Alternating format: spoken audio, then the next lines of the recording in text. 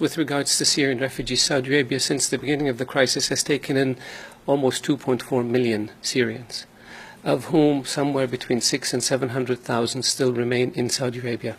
Since over the past year and a half, Saudi Arabia has taken in almost 1 million Yemenis, of whom probably 700,000 or 800,000 still remain.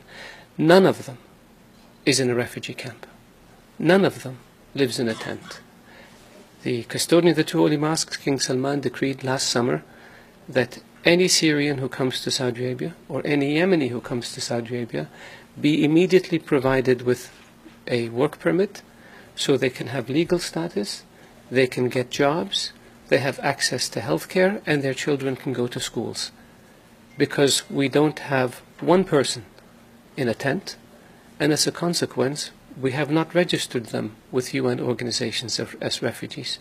We want them to lead an honorable life, and we want them to lead a decent life, not live in tents or in refugee camps. So we have taken in a lot of Syrian refugees and a lot of Yemeni refugees as guests, not as refugees. And they're free to stay in Saudi Arabia until the crisis is over and their homes are rebuilt and they can go back.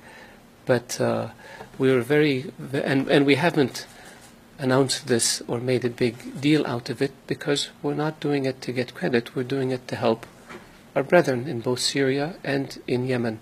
And this is in addition to the substantial financial assistance that the Kingdom of Saudi Arabia has provided to Syrian refugees in Yemen, in Lebanon and in Jordan.